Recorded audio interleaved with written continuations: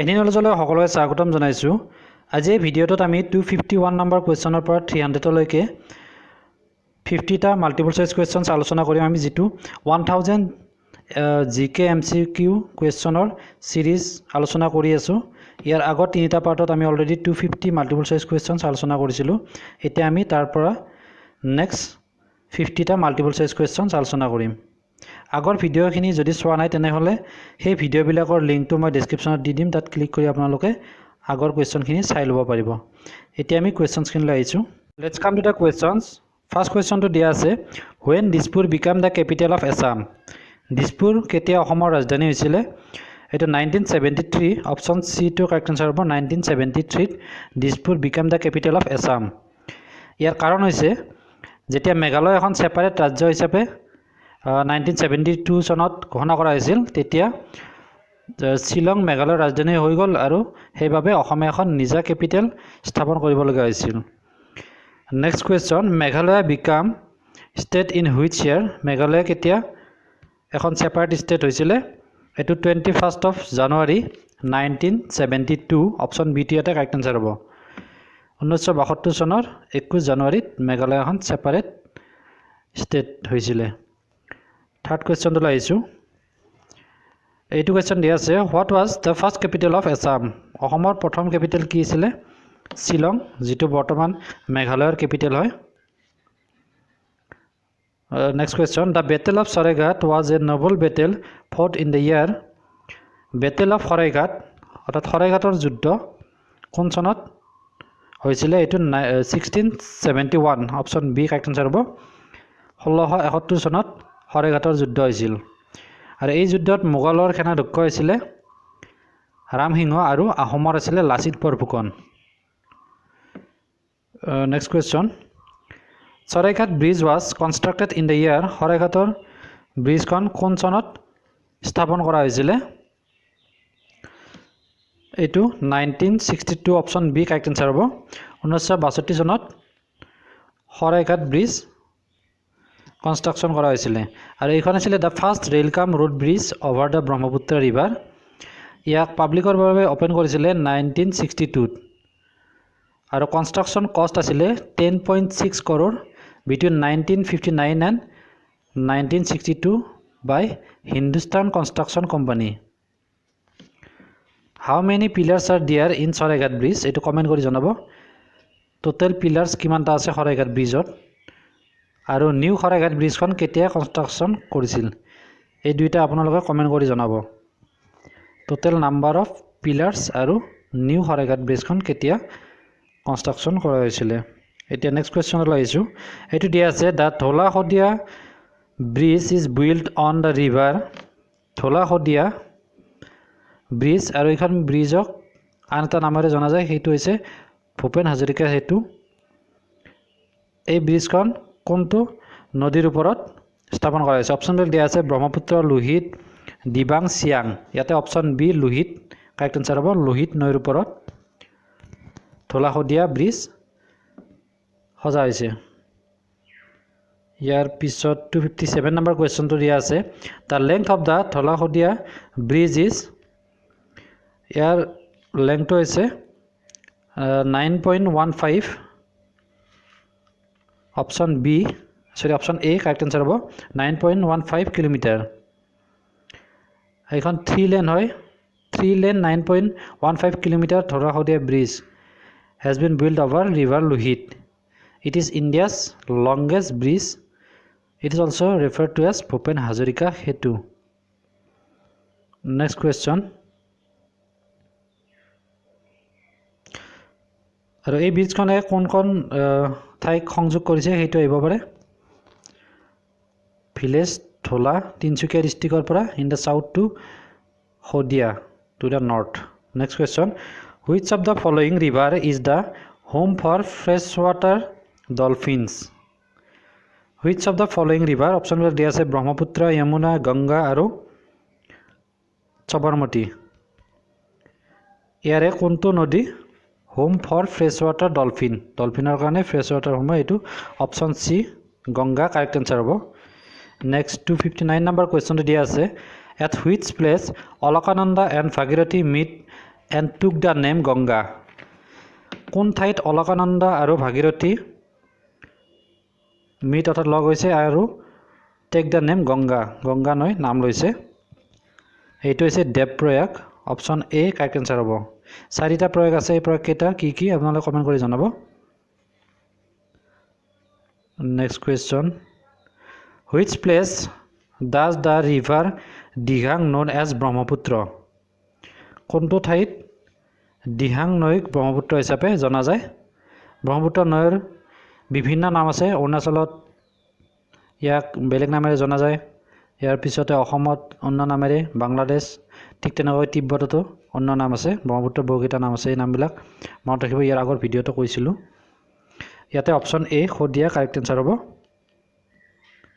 Next two 61 number কোৱেশ্চনটো দিয়া আছে which of the following is the largest number of freshwater riverine island formed by the river Brahmaputra এইটো Majuli option A correct answer হয় Majuli is the largest river island in the world এইটো question হ'ব পাৰে আটাইতকৈ ডাঙৰ ৰিভাৰ আইলেণ্ড হৈছে মাজুলী আৰু আটাইতকৈ সৰুটো হৈছে উমানন্দ আৰু দুইটাই ব্ৰহ্মপুত্ৰ নদীৰ মাজত অৱস্থিত ইয়াৰ পিছত 62 নম্বৰ কুৱেশ্যন দিয়া আছে what is the name of the river Brahmaputra in Bangladesh বাংলাদেশত ইয়াক যমুনা নৈ হিচাপে জনা যায় অপশ্যন এইটো ইয়াতে কাৰেক্ট এনসাৰ হ'ব নেক্সট 263 নম্বৰ কুৱেশ্যন দিয়া আছে which of the following river originates as well as in the territory of India ইয়াৰে কোনটো নদী ইণ্ডিয়াতে উৎপত্তি হৈছে আৰু ইণ্ডিয়াতে ইয়াৰ ইণ্ড হৈছে এইটো Chambal option D correct answer হ'ব চাম্বাল ৰিভাৰ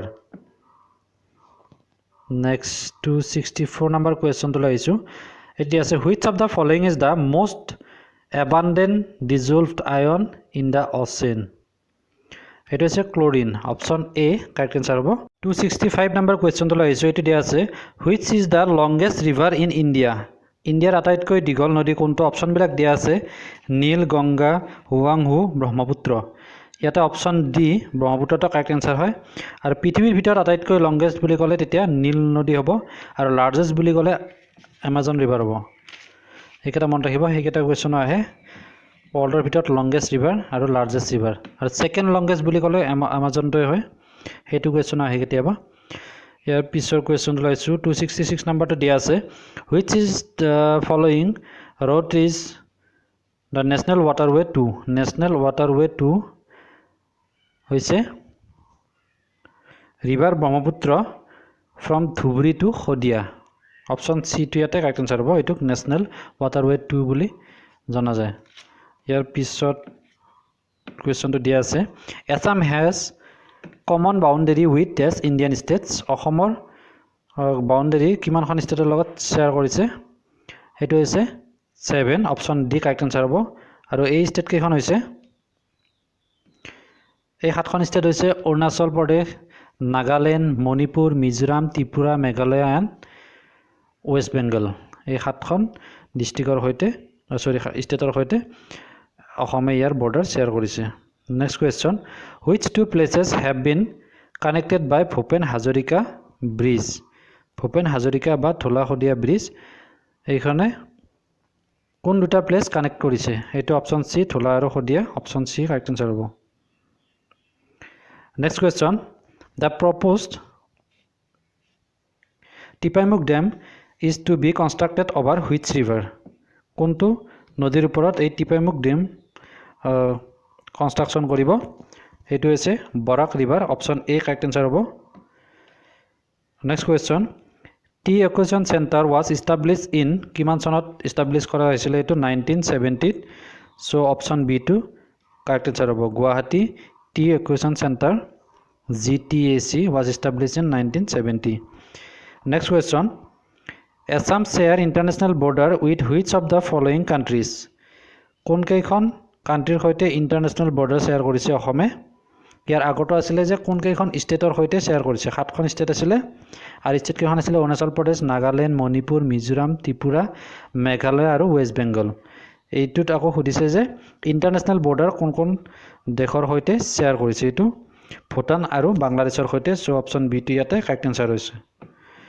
আৰু এটা ইয়াৰ পৰা কোৱেশ্চন হ'ব পাৰে যে ইণ্ডিয়াই কোনখন দেশৰ সৈতে আটাইতকৈ বেছি অংশ বৰ্ডাৰ শ্বেয়াৰ কৰিছে এইটো অপশ্যনবিলাকত চাইনা আৰু বাংলাদেশ দিয়ে কিন্তু চাইনাটো নহয় বাংলাদেশ হ'ব তেতিয়া correct answer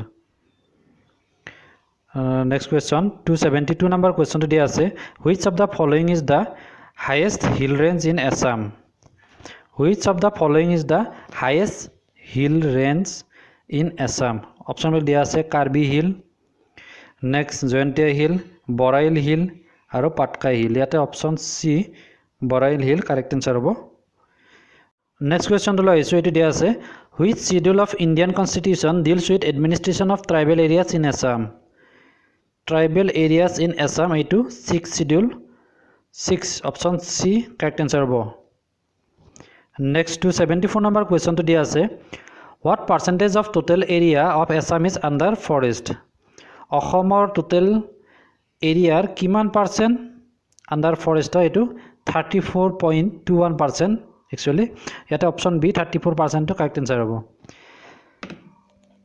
The recorded forest area of Assam is 26,832 square kilometer 26,832 square kilometer accounting for 34.21%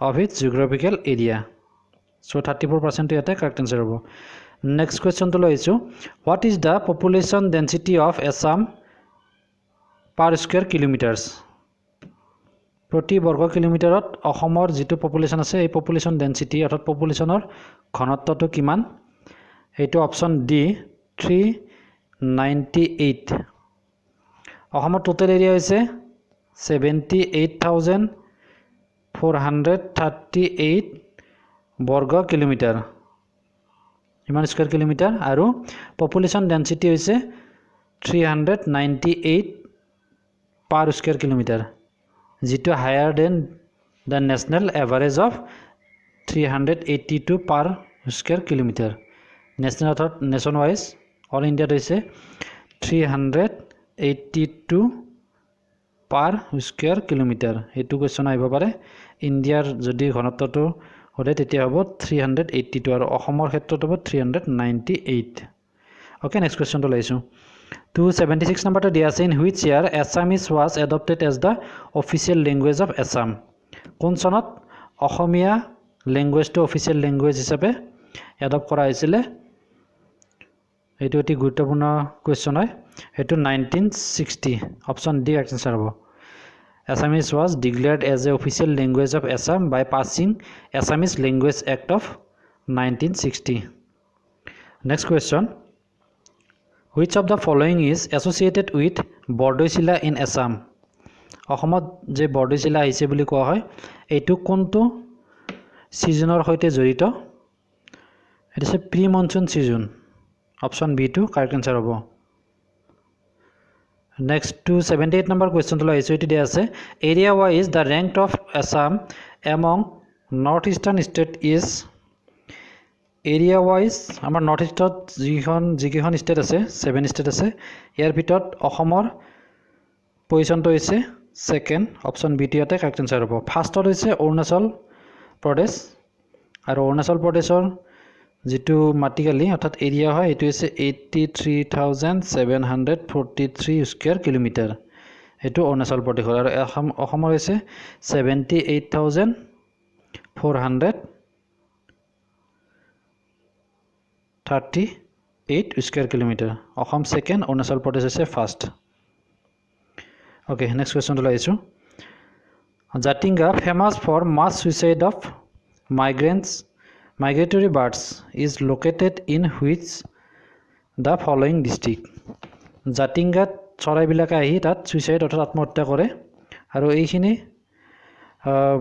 বহু চৰাই তাত একেলগে মাছ সুইসাইড কৰে আৰু হেতু কোড অৱস্থিত অপশ্যন বিলাক দিয়া আছে গোলাঘাট কাৰ্বি আংলং কাছাৰ ডিমা হাছাও ইয়াতে option D Dima Hasao correct answer হ'ব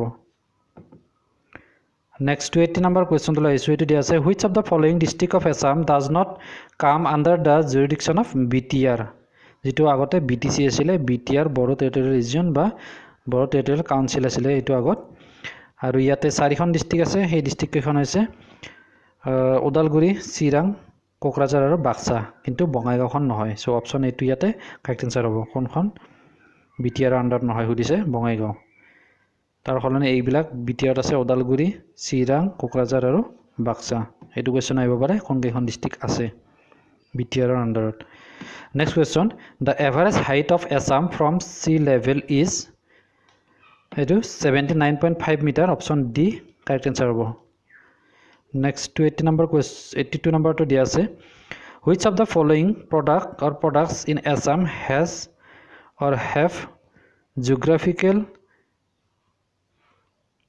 indication GI tag মুগা সিল্ক গামোচা both মুগা silk and gamosa none of this ইয়াতে অপচন সি কাৰেক্ট আনসাৰ হয় মুগা সিল্ক আৰু গামোচা দুইটাই হয় next question in which of the following year tea was discovered in Assam কোন চনত অসমত চাহ ডিসকভাৰ হৈছিলে এইটো অপচন এ 1823 চনত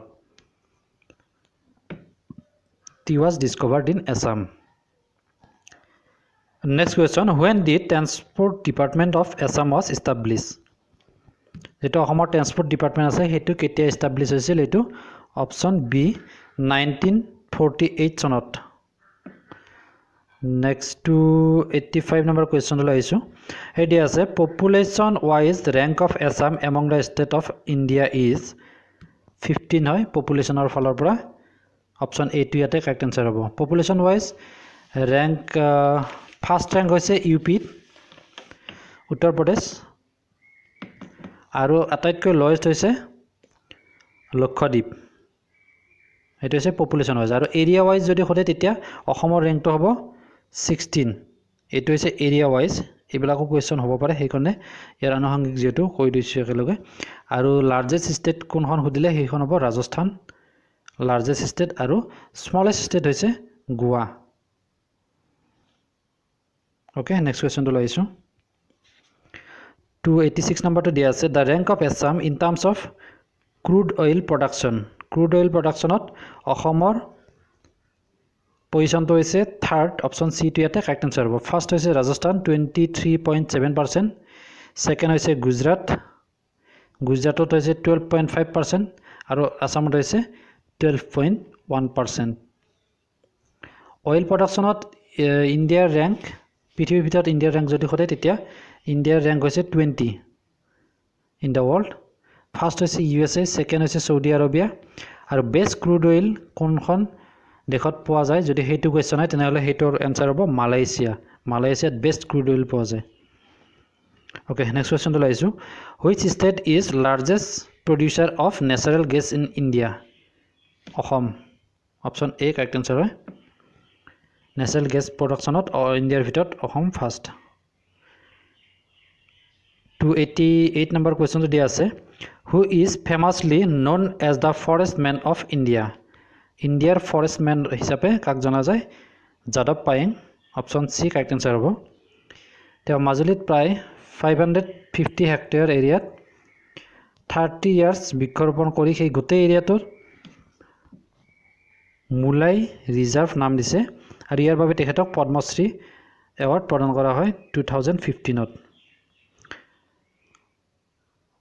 Next question to laisu the percentage of population living in urban areas in Assam according to 2011 census is urban area অর্থাৎ শহর এরিয়াত population তো হৈছে 14% অপশন এ ইয়াতে কারেক্ট আনসার হ'ব আৰু বাকি 86% rural area অৰ্থাৎ গাঁৱত থাকে as per the census 2011 আকৌ next census কেতিয়া হ'ব 2021 ত এই সেন্সাস বিলাক কিমান চনৰ মুৰে মুৰে হয় হেতু কোৱেশ্চন হ'ব পাৰে তেতিয়া এইবিলাক 10 বছৰৰ মুৰে মুৰে হয় 2011 হৈছিলে নেক্সট 2021 ত হ'ব তেনেকুৱা ধৰণৰ নেক্সট টু 90 নম্বৰ কোৱেশ্চন তো লাইছো which of the following north eastern states share the longest boundary with Assam অসমৰ হৈতে কোনখন ষ্টেটে longest boundary share কৰিছে অপচন বিলাক দিয়া আছে মিজোৰাম মেঘালয় Nagaland এটা অপশন বি মেঘালয় তো কাৰেক্ট আনসাৰ হ'ব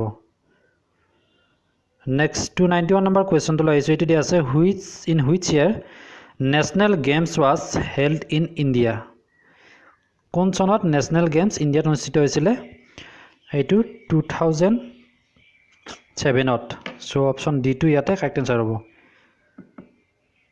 next question, the Brahmaputra cracker and polymer limited, এইটো চৰ্টত BCPL বুলি কোৱা হয়, industry is located at Lepetkata. Option C correct answer হ'ব। নেক্সট 293 নম্বৰ কুৱেশ্যনটো দি আছে, how much percent of the Indian landmarks is covered by the state of Assam. অসমে কিমান অংশ কভাৰ কৰি আছে ইণ্ডিয়াৰ? 2.39%। অপশ্যন বি কাৰেক্ট এনচাৰ হ'ব। নেক্সট 294 নম্বৰ কুৱেশ্যনটো লৈ আহিছোঁ। Which language is use by Sankardev to write Borgeet. শংকৰদেৱে বৰগীতবিলাক মহাপুৰুষ শংকৰদেৱ বৰগীতবিলাক কোনটো ভাষাত ৰচনা কৰিছিলে? এইবিলাক ব্ৰজাৱলী ভাষাত। অপশ্যন ডি ইয়াতে কাৰেক্ট এনচাৰ হ'ব। নেক্সট 295 নম্বৰ কুৱেশ্যনটো দিয়া আছে, the term butterfly stroke is referred to in which sport? এইটো swimming. Option D correct answer হ'ব। ছুইমিঙত দুইখন হাত মেলি যেতিয়া সাঁতুৰি থাকে সেইটোক বাটাৰফ্লাই ষ্ট্ৰক বুলি কোৱা হয়, আৰু এই টাৰ্মটো সেইকাৰণে ছুইমিঙৰ লগত জড়িত। Next question, the term beamer is associated with, এই টাৰ্মটো কিহৰ লগত জড়িত? এইটো বিমাৰ বা বিম বল বুলি কোৱা হয়, যিটো বাউন্সিং নোহোৱাকৈ বেটছমেনৰ প্ৰায় মূৰৰ ওচৰৰে অৰ্থাৎ বুকুৰ ওচৰৰে বলটো পাৰ হৈ যায়, তেতিয়া তেনেধৰণৰ বলবিলাকক, এইটো এটা বহুত ডেঞ্জাৰাছ বল হয় আৰু এই বলবিলাক বলাৰৰ কণ্ট্ৰলত নাথাকে, তেনেকুৱা ধৰণৰ বলবিলাকক বিমাৰ বা বিম বল বুলি কোৱা হয়। ইয়াতে আমাক সুধিছে যে কোনটো খেলৰ লগত জড়িত? এইটো ক্ৰিকেট খেলৰ লগত জড়িত। অপশ্যন এ কাৰেক্ট এনচাৰ হ'ব। নেক্সট 297 নম্বৰটো দিয়া আছে, which game is related to Uber cup কোনটো খেলৰ লগত জড়িত? এইটো বেডমিণ্টন। অপশ্যন ডি ইয়াতে কাৰেক্ট এনচাৰ হ'ব।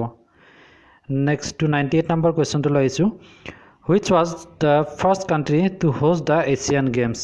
এছিয়ান গেম হোষ্ট কৰা প্ৰথম দেশখনৰ নাম কি? অপশ্যনবিলাক দিয়া আছে, চাইনা, জাপান, ইণ্ডিয়া, কোৰিয়া। ইয়াতে option C India correct answer হ'ব।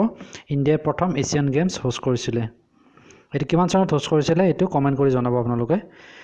নেক্সট 299 নম্বৰ কুৱেশ্যনটো লৈ আহিছোঁ, ৱেৰ is the headquarter of the international Olympic committee located. Headquarter of the international Olympic committee ক'ত অৱস্থিত? এইটো ছুইজাৰলেণ্ডত। চ' অপশ্যন ডিটো ইয়াতে কাৰেক্ট এনচাৰ হ'ব। নেক্সট 300 নম্বৰ কুৱেশ্যন এইটো। এই কুৱেশ্যনটো হৈছে এইটো ভিডিঅ'ৰ লাষ্ট কুৱেশ্যন হয়। ইয়াৰ আগৰ 250 কুৱেশ্যন যিকেইটা তিনিটা ভিডিঅ' পাৰ্টত আমি আগবঢ়াইছিলোঁ, সেইকেইটা যদি চোৱা নাই, লিংকবিলাক ভিডিঅ' ডেছক্ৰিপশ্যনত দিয়া আছে, তাত ক্লিক কৰি আপোনালোকে চাই ল'ব পাৰিব। এইটো দিয়া আছে, who got Arjuna award in 2020 কোনে অৰ্জুন বঁটা লাভ কৰিছিলে? Lovlina Borgohain. Option A correct answer হ'ব। লাভলীনা বৰগোহাঁই হৈছে এগৰাকী বক্সাৰ। তেওঁ হৈছে 6। ইয়াৰ আগতে যিসকলে অৰ্জুন বঁটা পাইছিলে তেওঁলোকৰ নামবিলাক হৈছে ভোগেশ্বৰ বৰুৱা, মনালিছা বৰুৱা, জয়ন্ত তালুকদাৰ, শিৱ থাপা, হিমা দাস আৰু 6th হৈছে লাভলীনা বৰগোহাঁই। অ'কে, এতিয়া আপোনালোক ভিডিঅ'টো চাই কেনেকুৱা পালে কমেণ্ট কৰি জনাব, আৰু ভাল লাগিলে লাইক কৰিব, শ্বেয়াৰ কৰিব আৰু চেনেলটো ছাবস্ক্ৰাইব কৰিব নাপাহৰিব। ধন্যবাদ।